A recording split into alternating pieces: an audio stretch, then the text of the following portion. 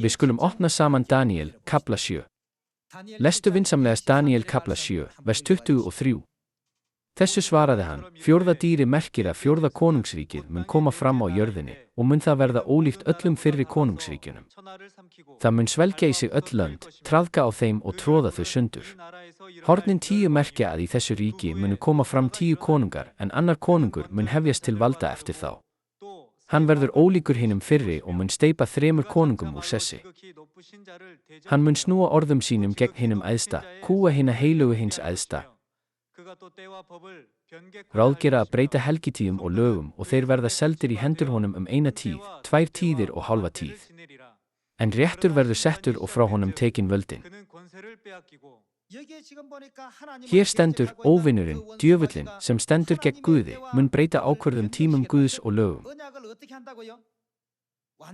Með öðrum orðum, hvað ætlar hann að gera við sáttmálann?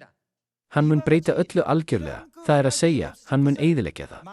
Þar sem Jesús vissi nú þegar að sáttmálinn yrði eyðilagður og ræður af djöflinum, áður en hann steig upp til himna, hvað skildi hann þá eftir sem sáttmála þennan á jörðinni? Hann skildi þetta eftir sem erfðaskrá sína. Hann vildi að sanna fólkið, sem fylgir sannleikanum og þráir himnaríki, héldi þennan sáttmála allt til enda. Þess vegna útnefndi hann þennan sáttmála sem síðasta vilja sinn. Við skulum líta á þetta mál í Hebreabréfi kafla 9, vers 15. Vinsamlega lestu þetta. Þess vegna hann meðalgangari nýs sáttmála. Hver Kristur? Sem hvernig sendiboði kom Jesús Kristur til þessarar jarðar? Hann kom til jarðar sem sendiboði sáttmálans. Hvaða sáttmáli að ræða? Nýi sáttmálin. Hann milligönguaðili nýs sáttmála. Hann dó og bætti að fullu fyrir afbrotin undir fyrri sáttmálanum til þess að þau sem Guð hafi kalla mættu öðlast hina eilífu arfleifð sem heitið var. Fyrirheitna eilífa arfleifðin vísar til mikilvægasta lykilsins að því að komast inn í himnaríki. Þessi lykill hinn nýi sáttmáli. Með þessum sáttmála munum við öðlast hina fyrirheitnu eilífu arfleifð. Við skulum halda áfram. Arfleiðsluskrá tekur ekki gildi fyrr en sá dáinn sem gerði hana. Hún óhaganleg þegar látna að ræða en í engu gildi meðan arfleiðandi lifir. Það neðanmálsgrein við setninguna, erfðaskrá, ekki satt. Hvað stendur í neðanmálsgreininni? Hann staðfesti sáttmálan sem vilja sinn til að leyfa okkur að halda þessum sáttmála allt til enda. Engu að síður hunsa margir sáttmálan sem Jesús Kristur, boðberi sáttmálans, stofnaði þegar hann kom til jarðar.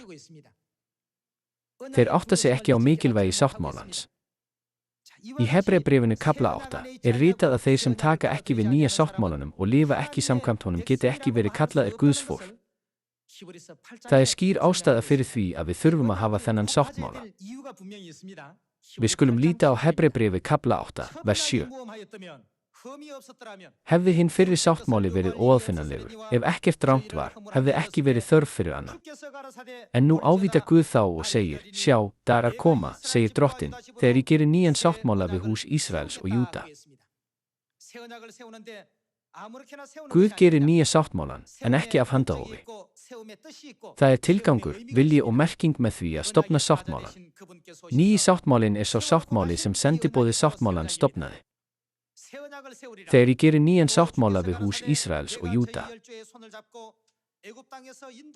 Hann verður ekki eins og sáttmálin sem ég gerði við feður þeirra á þeim degi, þegar ég tók í hönd þeirra og leiddi þá út úr Egyptalandi því að þeir rufu sáttmála minn og ég hirti eigi þá, segir drottinn. Þannig sáttmálin sem ég mun gera við Ísraelsmenn þegar þessi dagar liðnir, segir drottinn. Ég mun leggja lög mín í hugskot þeirra og rita þau á hjörtu þeirra. Þá, ég mun vera, hvað verður hann? Guð þeirra. Hvaða sáttmála eigum við að hafa til þess að Guð verði Guð okkar? Við þá sem hafa nýja sáttmálan, sagði Guð, ég skal vera Guð ykkar.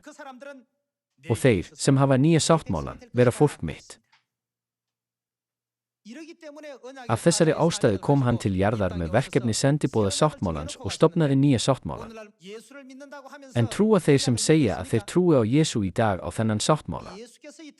Þeir vita ekki einu sinni að Jesús kom til jarðarinnar sem sendiboði sáttmálans. Þeir vita ekki einu sinni hvers konar sáttmála Jesús hafi stofnað. Þau lifa aðeins trúarlífi með óljósri trú. Hins vegar, þar sem þú og ég höfum nýja sáttmálan sem Jesús, sem kom til jarðar sem sendiboði sáttmálans, skipaði, verður Jesús Kristur Guð okkar og við verðum hans sanna fólk.